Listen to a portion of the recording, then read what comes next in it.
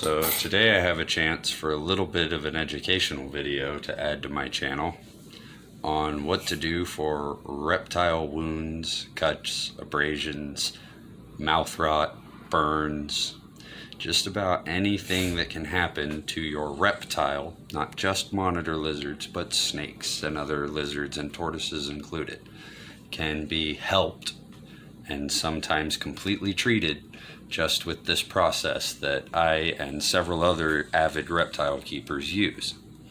So I'll start by showing you what exactly happened to Blue.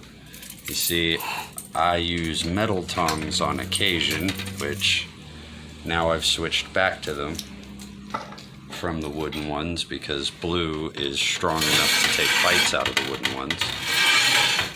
But he was a little excited about food and gouged himself on the metal tongs. Here he's going to be a little pissy because he's being messed with during nap time. But you can see on the side of his lip here, he's got a bit of a spot starting where an infection could grow. And to fight that and help him fight that, I've got a bit of a process I do with my reptiles. You see this side's kind of smooth compared to that side. He's got a bit of a bump over there. Push his head. Come here, Blue. Let's see. So he's got a bit of a bump on this side of his mouth. Right there. That's where he hit his teeth on the tongs a little too hard. So it's starting to get a bump. So we're going to help him fight that and get his immunoresponse going. You see, in a cage with a reptile, you have cool spots, very cool spots, about 75 degrees sometimes over there. And then their hot spot, his is about 130 degrees sometimes. Sits at about 128 usually. And that's what they use for thermoregulation.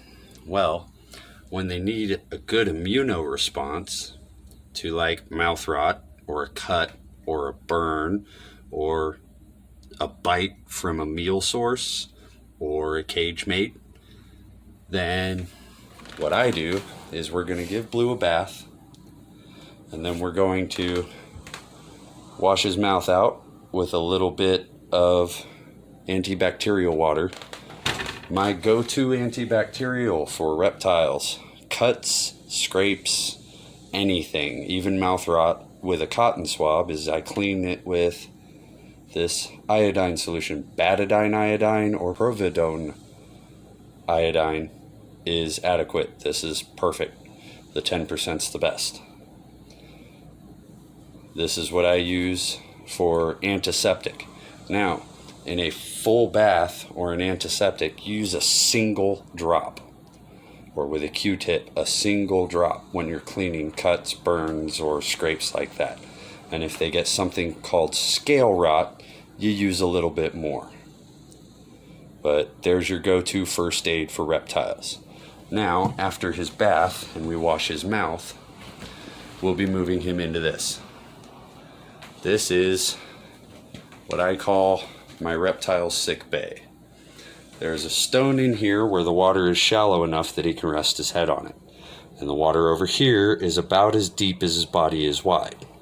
Now, a lot of people do this and they just leave the tub empty and they make the water about half their body width. Either way is fine. You want a thermometer on the inside tub and your aquarium heaters and a thermostat and thermometer on the outside tub. You want your thermostat and thermometer set to about 88 degrees. It can go to 89, and it can go down to about 87, sometimes 86. But you want to stay below that 90 mark and above 86 for optimum immunoresponse. So these two tubs, along with the lids that have holes drilled in them for ventilation, you don't want to go with too many big holes. Otherwise it ventilates and then the air temperature in here can get lower than the water temperature. I have an aquarium heater on either end of the tub I prefer this because it maintains a more even temperature more quickly.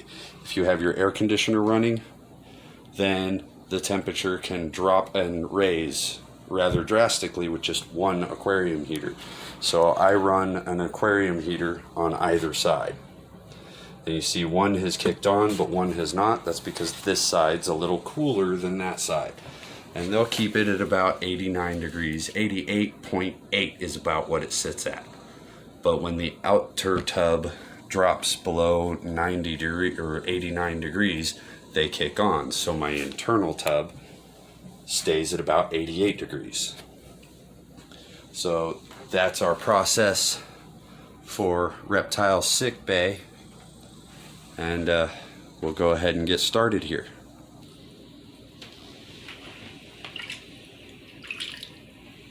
You good? Okay. What we're doing here is we are giving Blue a bath to get all of the dirt and different biologicals out of his bioactive cage off of it. We want a completely sterile environment for this. You see he's kind of enjoying his little bath session here.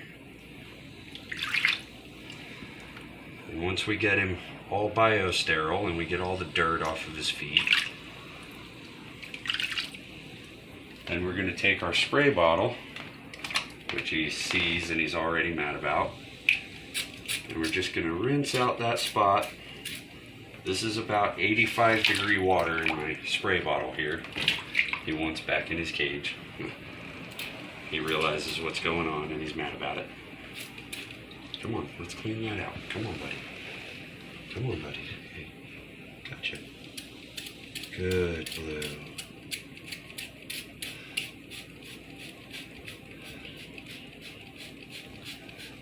Now this may be more difficult with other reptiles and untrained and undocile reptiles, but Blue here has been with me about 2 years.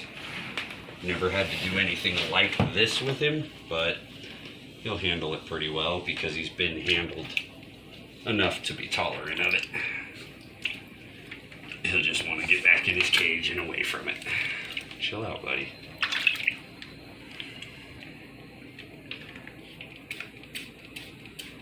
And once I've got this all rinsed out, go ahead and get a little closer to his head. Once I've got this all rinsed out and looking nice and pink, I'm going to put him in his bath. And as you see, it sits just at his belly on this side. But if he goes over here, he can submerge a little more. And on this rock, if he lays his head down, his nostrils will stay above the water, so he can sleep in here comfortably. Your monitor, snake, tortoise, or any reptile really, can stay in this sick bay for about a week. You give them a good meal and about 2 days to digest that meal before you do this, and they can stay in here for a week with absolutely no problems. And it usually can even solve things as bad as a good case of mouth rot. I'm using this now as a preventative measure for infection, but a really bad burn, really bad cut, really bad break in the tail that has a laceration with it can be treated the same way.